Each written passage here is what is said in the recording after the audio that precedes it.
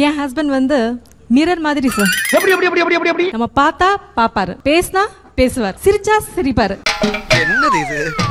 நம்ம நடந்தா அவனும் நடக்கிறான், நம்ம சிரிச்சா அவனும் சிரிக்கிறான். கேள்வி கேட்டா பதில் சொல்வாரு. ஓகே. ஒண்ணுமே சொல்லனா சைலண்டா இருப்பார். Just a mirror. என்னடா இவன் இப்படி பேசிட்டு போறான், அவனுக்கு கொஞ்சம் கூட ரோஷம் இல்ல? ஆனா நீங்க சொல்ல எல்லாத்தையும் அப்படியே கேப்பார் போல் இருக்கேங்க. அதான் வர்க்கீஸ். இவ்வளவு பேர் இங்க வந்து உட்கார்ந்தாச்சுனா அப்படின்னாங்க தட தட தட தட தட தட தலை. அது என்னமோ உண்மைதான், அவங்க சொன்னா அதை அப்படியே செய்றீங்க. வாயில இருந்து கை எடுக்க சொல்லுங்க, மூடி இருக்காப்ல.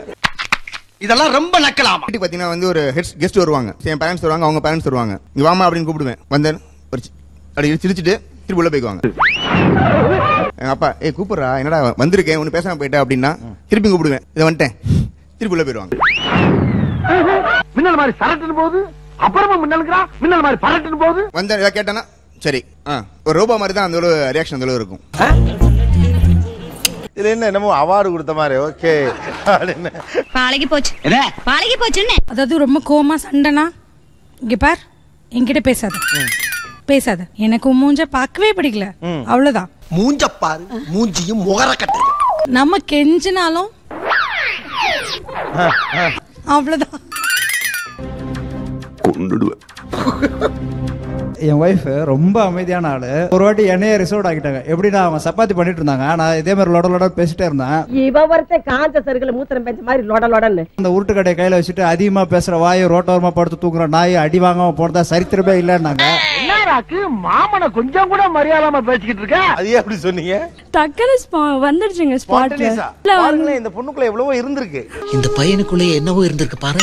இதெல்லாம் ரிசர்வ்டா இருக்கிறவங்களுக்கு ஒரு பிளஸ் பாயிண்ட் சார். என்னைக்காவது ஒரு நாள் டக்குன்னு ஒரு வார்த்தை வரும், கெட்ட வார்த்தை கூட வரும் சில நேரத்துல. யாராவது ரிலேஷன் வந்துட்டாங்கன்னா நான் இவரை தேடணும், எங்க இருக்காரு அவரு, எங்க இருக்காரு அவருன்ட்டு. ஏன்னா அந்த மிங்கல்லாம் இருக்க மாட்டாரு. ஆள் அப்செட், எங்க போவாருன்னே தெரியாது. கெஸ்ட் வந்திருக்க யார் வந்தாலும் போய் உட்கார்ந்துப்பாரு. அது ஏன் தான் பண்றாரு தெரியல சார். என்ன பழக்கம் அது? என்ன பழக்கம் அது? வீட்டுக்கு வராங்க வாங்கன்னா முடிஞ்சிருச்சு. ரைட். பேச விஷயம் இருந்தா பேச போறோம். ஓகே. பேச விஷயமே இல்லங்கறீங்க. இல்ல என்ன ஒண்ணு இல்ல. பாத்துக்கிட்டே இருக்கிறோம், மாசத்துக்கு ஒரு வாட்டி பாக்குறோம், அப்படிலாம் டெய்லி பாக்குறோம். என்ன பேசுறது? யாரும் தான் கேட்டேன். இந்தியாவில் ஆரம்பிச்சு இங்கிலாந்து போயிட்டு அந்த ஆளு இந்த மாதிரி ஒன்னால எதுவும் பேச முடியாதா? நான் கன்சீவா இந்த 9th மந்த் அது அவர் பாடணும்னு நான் ரொம்ப ஆசைப்பட்டேன். அவர் பாடி நான் இன்னைக்கு வரைக்கும் கேட்டதே இல்ல. ஏன் இப்படி செஞ்ச? நான் வந்து படிக்கும்போது நோட்டு திருப்பும் போது கூட பாடிட்டு தான் இருப்பேன். எல்லா டைம்லயும் பாடிட்டு இருப்பேன். பெரிய பி சுஷிலா, லதா மங்கேஷ்கர், ஆசா போசா பாடுறாங்க. பிரெக்னண்டா இருக்க எனக்கு ஒரே ஒரு ஆசைங்க, நீங்க ஒரு 2 லைன் பாடிடுங்கன்னு சொன்னேன். இன்னைக்கு வரைக்கும் பாடல சார். தோணல, எனக்கா தோணணும்ல. தோண வையி. மைக் அவர்ட்ட கொடுங்க சார். Sorry sir. அட பாடுங்க சார். அதான் பாட சொல்றாங்கல்ல, வாயில என்ன குளக்கட்டையா வச்சிருக்க? கொலை பண்ணுங்கங்கற லெவலுக்கு பிஹேவ் பண்றீங்க.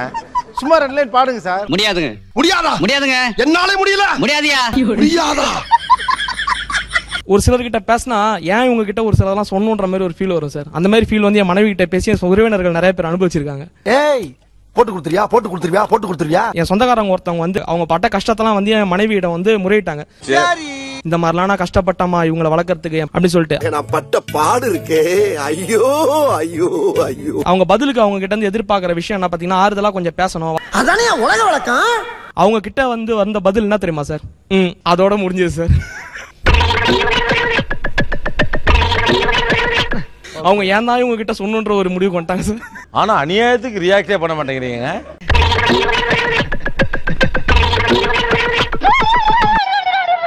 நீ பாக்குறதுல பிசாரம் போட்டுருக்க. நானு அவங்க கிட்ட எனக்கு பிடிச்சமான விஷயம் என்னன்னு சொல்லிட்டு கல்யாணத்துக்கு முன்னாடி நான் கேட்டப்ப என்ன சொன்னாங்க, உங்களோட பேச்சு தான் எனக்கு ரொம்ப பிடிக்கும், நீங்க ரொம்ப ஜோவியலா பேசுவீங்க. அது வேற வாய், இது நார வாய்.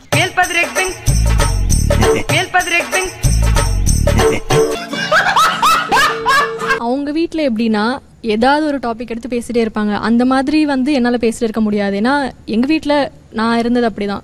அப்படி என்றால் ஒன்று செய், நான் ஒரு முளை கயிறு தருகிறேன், அதை வாங்கி கொண்டு போய் ஒத்த புளிய மரத்தில் தூக்கில் தொங்குங்கள். ஃப்ரெண்ட்ஸ்லாம் யாராவது இன்விடேஷன் கொடுக்க வந்தாங்கன்னா நான் தான் சொல்லுவேன், ஹஸ்பண்ட் இங்க ஒர்க் பண்றாரு, இங்க இருக்காரு, நாமளா இன்ட்ரோ பண்ணாதான் அவங்க பேசுவாங்க. பேசிட்டு போயிடுவாங்க. போயிட்டு கால் பண்ணுவாங்க, காலேஜ்ல அப்படி அடிப்ப அப்படி இருப்ப ஜோவியலா, ஹஸ்பண்ட் பாரு எப்படியா கிடைச்சிருக்காரு. என்ன ஒரு மனுஷனுக்கு கொஞ்சம் சேதாரம் ஆனவன பொசிஷன் மாறுது அப்படின்னு கிண்டல் அடிக்கும் போது அப்ப அந்த டேஸ்ல ஞாபகம் வரும் எனக்கு. அப்ப நான் பட்ட வேதனை இருக்கே அந்த வேதனை.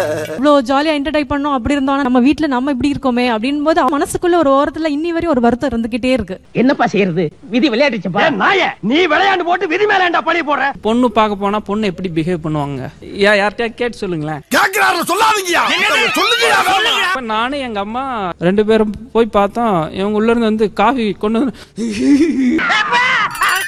என்ன எழவி அது சிரிக்கிறாங்க.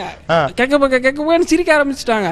நான் எப்போதும் சிரிச்சு பேசிட்டே இருப்பேனா, அப்பா அம்மா உட்காந்து ரசிச்சுட்டே இருப்பாங்க. என்னோட இதனால அவளோட ஃப்ரெண்ட்ஷிப் அவ வந்து மிஸ் பண்ண கூடாது. இப்படி ஒரு நல்லவங்கிட்ட வந்து மாட்டிருக்கமே, நல்லா இருப்படா போடா. அவங்க ஃப்ரெண்டோட மேரேஜ் ஒன்று என் குழந்தையில வச்சுட்டு நான் உட்காந்து ஸ்டேஜுக்கு வாங்க நான் வரல. ஏன்னா அவ ஹாப்பியா மூவ் பண்றாளா. பட் அதே சமயம் என்னால வந்து அவங்களோட இதுல வந்து என்னால உள்ள போக முடியல. நான் இவ்வளவு நேரமா சொல்லிட்டு இருந்த வினோதமான கேஸ் இவன் தான். நான் ஜஸ்ட் ஒரு டிரைவர் தான் சொல்லுவார். எங்க வேணா வருவார், எங்க வேணா போவார். Just driver. ஒரு ஹாஸ்பிட்டல் குழந்தைக்கு எடுத்துட்டு போனா கூட என்னன்னு கேட்க மாட்டார். கொண்டு போனா நீங்க என்ன சொல்லுவீங்க டாக்டர் கிட்ட? பிள்ளைக்கு உடம்பு சரியில்லை. அதானே உலக வழக்கம். அதை விட்டு தலைவலிக்குது டாக்டர், நான் வந்து இந்த மாதிரி கொடுத்தேன் டாக்டர், அப்புறம் வந்து இப்படி ரியாக்ஷன் ஆச்சு டாக்டர். டாக்டரே அப்படியே ஆடி போயிருவாரு. என்ன ஒரு டைப்பா இருக்கு. இந்த இதுல நான் வேற இன்டர்ஃபியர் ஆகணுங்களா? சோ உங்களுக்கு சேர்த்து அவங்க பேசுறாங்கன்னு நினைக்கிறேன். கண்டிப்பா. வீட்டுக்கு வாங்க, சிக்னலே இல்லாம பண்ணிட்டு. ஒரு டாக்டர், நீங்களும் ஒரு டாக்டர் மாதிரி பேசுறீங்க, நடுவுல அவர் என்னத்த பேசுறதுன்னு இப்ப கேட்டீங்களே, இது ஒரு நல்ல கேள்வி.